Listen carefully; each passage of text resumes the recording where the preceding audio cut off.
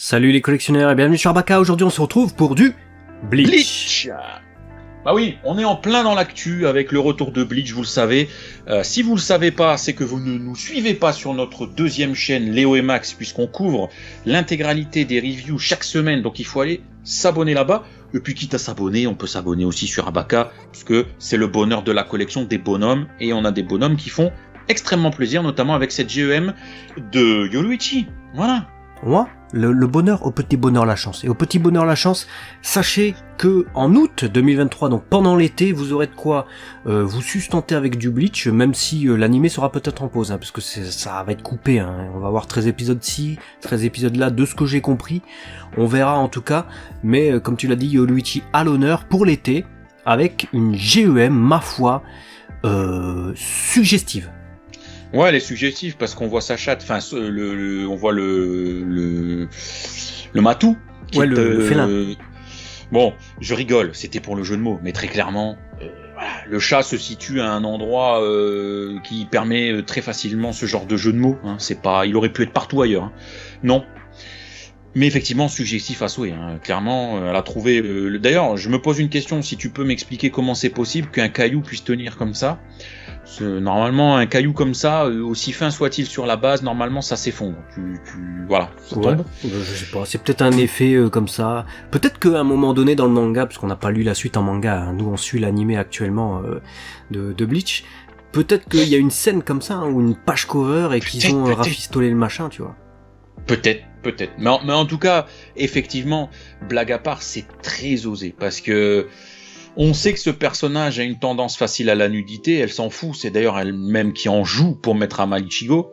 Heureusement qu'il y a le chat, vraiment, je dis ça là sans humour aucun, parce que quand on la voit sans, qu'on enlève, on est à deux doigts d'être sur de la figurine pseudo-ecchi, alors pas tout à fait, parce qu'on voit pas tout, mais on a bien compris que le tissu était tout juste, quoi, tu vois. Donc je suis pas fan. Voilà, avec le chat ça va. Ça fait une figurine sexy, c'est le personnage. Sans, je fais pas ma prude, attention, mais voilà, dans une collection de Bleach où pour moi c'est censé représenter le shonen et tous les trucs et tout. J'adore la réalisation, mais est-ce qu'elle est pas un chouïa too much? Ça c'est la question que j'ai envie de te poser du coup. Ouais, après est-ce que le personnage n'est pas déjà un chouïa too much en fait? Ouais, oui, si, il est, oui. Parce que je suis d'accord, je partage, je dirais que je la trouve un peu trop sexy. Maintenant, je trouve que c'est déjà le cas du personnage. Je n'ai pas de scission, de césure. Je ne suis pas surpris en mode ça ressemble pas du tout au truc. Ah non, ça ressemble de ouf. Elle est super fidèle en fait à Shirohei Yoruichi dans Bleach. Et 20 cm d'ailleurs la figurine, on n'a pas donné l'information. Et sachez d'ailleurs que ce sera une Saihan version, donc une version rééditée. Donc pour eux, la Bleach Yoruichi qui était déjà sortie en GEM par le passé, ça ce serait sa version rééditée, donc avec quelques changements quand même malgré tout. Au prix de du coup 19 800 yens, 150 € pour août 2023.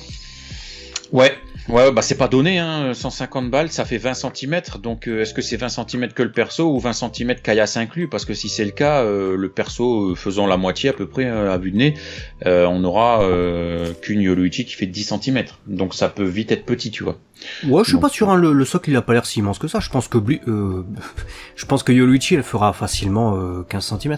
Après, 150 € par rapport au prix actuel, je préfère 150 € pour ça. Avec ce qu'on voit, la base qui ressemble vraiment à de la pierre, avec le paint, où il y a vraiment des ombrages, du brush, etc. On sent les différences également de matériaux, de tissus peut-être un peu sur les personnages.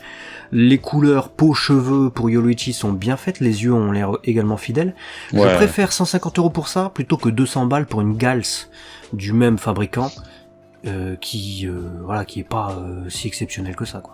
Ouais, je suis d'accord. Bah oui, parce que Gals en a eu des déceptions aussi, et on avait bien vu que le rapport qualité-prix n'y était pas. Là, on y est. Les cheveux, la finesse de réalisation. Voilà. Clairement, pour moi, je la valide avec un petit bémol sur l'exagération, voilà, de ce qu'on connaît déjà du personnage. Mais on la reconnaît. Et vraiment, j'ai pas grand-chose à dire sur le fait que c'est elle. Très clairement, c'est elle. Voilà. Donc, dites-nous dans les commentaires.